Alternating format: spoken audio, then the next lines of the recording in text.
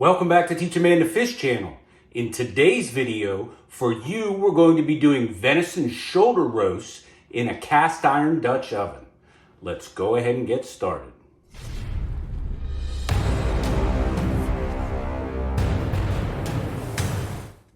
Of course, you can use any meat, any tough cut of meat for this style of recipe. The key is all of the collagen and the connective tissue that's in that shoulder reduces down to gelatin. We're going to talk more about that later in the video, the science behind that. But the key is a tough cut of meat.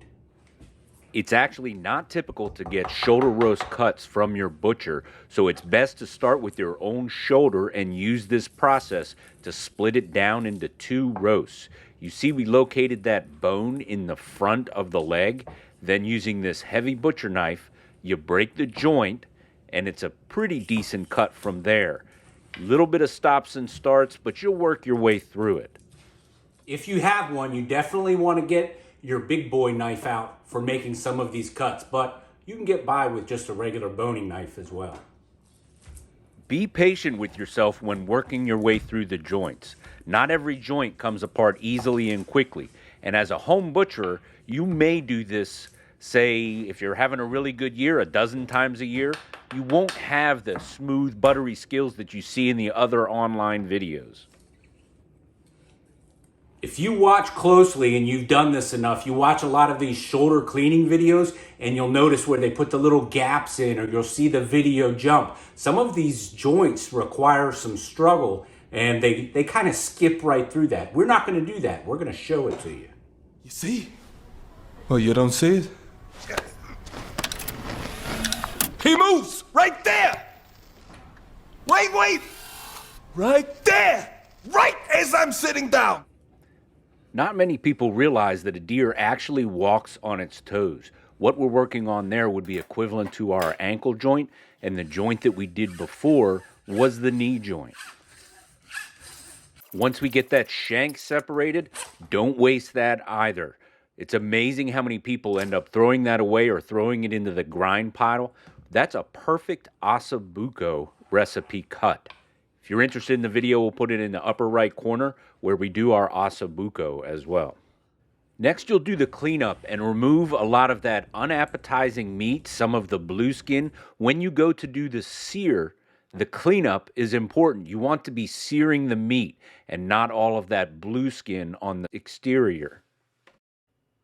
Anytime you're doing butchering of a front shoulder, don't forget to remove that gland at the front of the joint. It's hidden in a little glob of fat, and that will entirely change the flavor of your meat. That's where a lot of that gamey taste that people refer to comes from. There's a reason why Finley sits right there with me, and anytime I'm doing butchering and he hears that knife going, comment down below if you think it's bad to feed your dog these raw meat treats. The right tools and the right equipment, like this saw that we used, make quick work of that shoulder and those joints. Now that you've got that butchering portion done, next is just putting together the recipe. Garlic, parsley, celery, carrots, onions, salt and pepper. Your favorite kind of peppers, green peppers, sweet peppers, whichever. Onion and garlic powder, and one secret ingredient. If you like any of the tools or equipment that we use in this video, we'll put a link down below in the descriptions where you can purchase it. Next, coat your meat in your favorite type of oil. We're using avocado oil here, trying to avoid some of the seed oils. Then you're coating in your dry ingredients, onion powder, garlic powder, salt, and pepper. Coat to your favorite taste. Think of it as the thickness of a steak and what you would normally put on your steak. Having that dry surface for the sear is what makes it come out well. You're not steaming that meat, you're frying it. You're causing the Maillard or that browning effect to occur. If it's damp, it's going to be kind of gray and soggy, and you don't want that. There's so much flavor that results in that external sear and browning. Whether you get that through a salt brining, drying it outdoors, throwing a little bit of oil on once it gets dry to get the seasonings to stick, however your process works, you want that exterior to be dry. Once we've got all the rest of those ingredients prepped, like the celery, onions, garlic, and peppers, Go ahead and set up that Dutch oven to do a high temp, quick sear on the exterior. It will entirely change the flavor of this cook. Once you've seared all of the surfaces, go ahead and add some more oil in. Don't clean the bottom of the pan. That crusty bits that are on the bottom, that's additional flavor, and sweat those vegetables. When we look at the steps as they're laid out, it's not a very complicated process. We're going to talk about some of the mistakes in these steps in a little bit. Preheat the oven to 375. Here comes the secret ingredient next. This is such an easy sauce to use, and it tastes phenomenal. You've got the bed of vegetables that you'll be placing the meat on top of, and you'll be adding in liquid to that, which becomes a critical element of this cook. So why does this method work? If you think about the long, slow, low temperature cook, if you did that with other cuts of meat, it would become very dry and stringy. But for this tough cut of meat, you're taking all of that collagen, getting it up to the right temperature for long enough, and those are two key or mistakes that people make, time and temperature, where those tough connective tissues turn into gelatin. And one of the things, just like Jell-O, when you start out with powdered Jell-O gelatin, it absorbs moisture. So all of the meat and juices that are in that meat, as those connective tissues turn to gelatin, it sucks up all of that flavor and just gets better over time. It can turn into what before was a tough tendon. It can become buttery and an excellent source of flavor and texture that turns this, what other people would consider grind, into a fantastic cut of meat. I also add a bit of better than bouillon beef bouillon.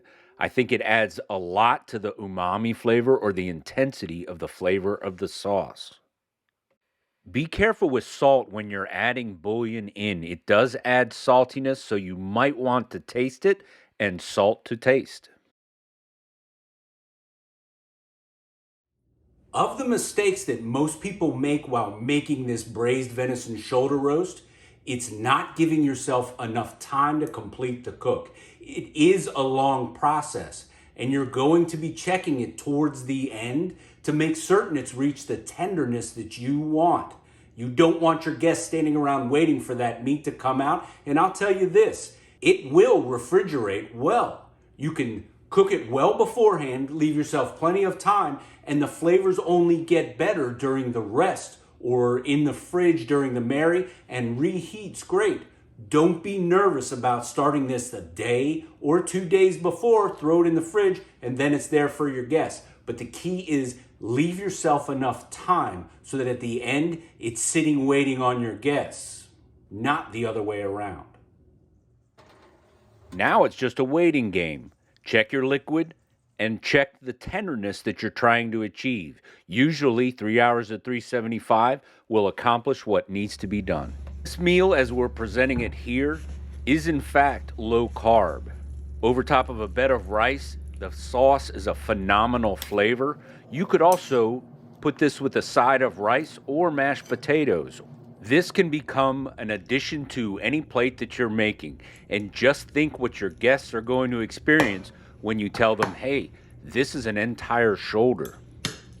Just look at the tender and juiciness of what is typically considered a tough cut of meat.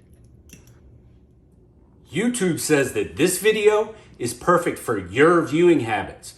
This is my latest upload, and over here is a playlist you might just enjoy.